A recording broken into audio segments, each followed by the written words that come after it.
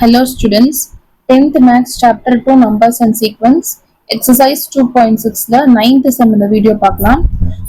A man repays a loan of rupees 65,000 by paying rupees 400 in the first month.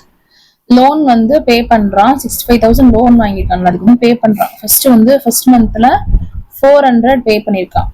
And then increasing the payment by rupees 300 every month. என்ன செஞ்சிருக்கான் அப்படின்னா ஒவ்வொரு மாசத்துக்கும் 300 ரூபாய் சேர்த்து கொடுத்துட்டே போயிருக்கான். இப்ப 400 ஃபர்ஸ்ட்னா அடுத்த மாசத்துக்கு 400ஓட சேர்த்து ஒரு 300 சேர்த்து கொடுத்துருக்கான். அப்படின்னா 700 கொடுத்துருப்பான். அடுத்த மாசம் இன்னும் கூட அப்படியே கொடுத்து எக்ஸ்ட்ராவோட 300 rupees வந்து எக்ஸ்ட்ரா கொடுத்துட்டே போயிருக்கான். How long will it take for him to clear the loan? எவ்வளவு நாள் ஆயிருக்கும் அவனுக்கு இந்த லோனை கிளியர் பண்றதுக்கு அப்படின்றத நமக்கு கேட்டிருக்காங்க.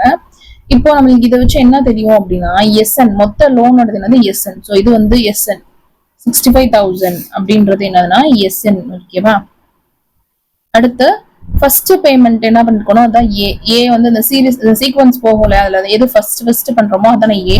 ஸோ ஃபர்ஸ்ட் அவன் எவ்வளவு பே பண்ணிருக்கான் அப்படின்னா ஏ 400. ஓகேயா, at increasing the payment by 300. அப்ப மாசம் 300 ரூபாயா ஏத்திட்டே போயிருக்கான். அப்போ டிஃபரன்ஸ் ஒவ்வொருதுக்கும் 300 தான் இருக்கும். சோ இதுதான் வந்து டி. எஸ்என் தெரியும், ஏ தெரியும், டி தெரியும். எவ்வளவு நாள் நம்ம லோன் கட்ட ஆயிருக்கும் என் வந்து நம்ம வந்து கண்டுபிடிக்கணும்.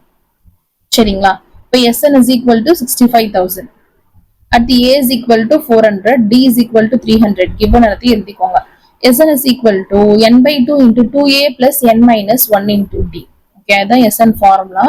SN பதிலா நம்ம n தெரியாதனால SN வேல்யூ என்னவோ அதை எழுதிக்கிறோம்.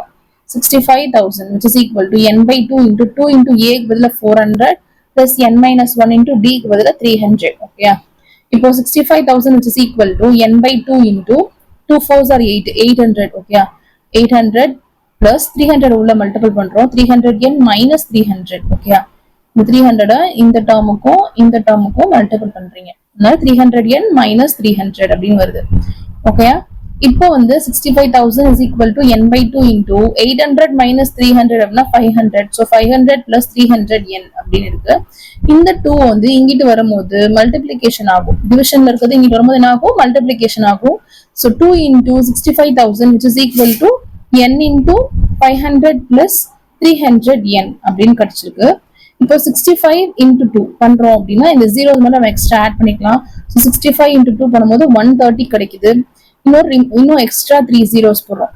ஓகேயா, this is equal to 500n. இந்த n உள்ள மல்டிபிள் பண்றோம். so 500n plus 300n square. இப்போ பார்த்துட்டோம் அப்படின்னா எல்லா டேர்ம்லயும் ஜீரோஸ் அதிகமா இருக்கு. இங்க 2 0 இங்க 2 0 ஸோ நம்ம throughout 100ஆல டிவைட் பண்ணிக்கலாம். so throughout 100ஆல டிவைட் பண்ணும்போது இந்த 2 0க்கு வந்து போயிடுச்சு அப்படின்னா என்ன ஆகும், 1300 இருக்கும்.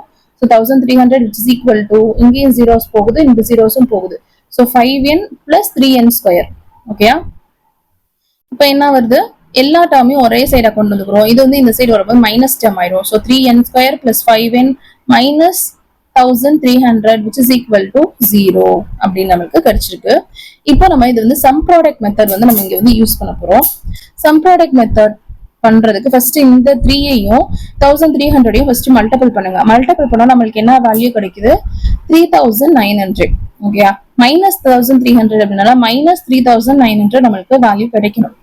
அதாவது ஸ்பிளிட் பண்றோம், ஆட் பண்ணோம்னா நம்மளுக்கு 5ன்னு கிடைக்கணும். அப்போ வந்து ரெண்டையும் ஸ்பிளிட் பண்ணும்போது 60 65 அப்படின்னு கிடைச்சிருக்கு. இது மல்டிபிள் பண்ணா இந்த வேல்யூ கிடைக்குது.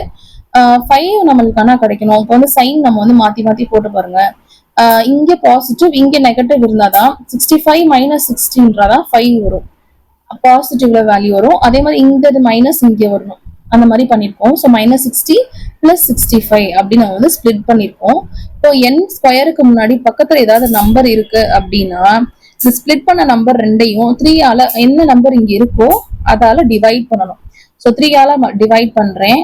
ஸோ இது வந்து 1 டைம், இது வந்து 20 டைம்ஸ். ஓகேயா, இது வந்து அடிச்சு கொடுக்க முடியாது. ஸோ அப்படியே தான் வச்சுக்கிறோம். So n minus 20 n plus 65 by 3 அப்படின்னு வரும். so n minus 20 n plus 65 by 3 which is equal to 0.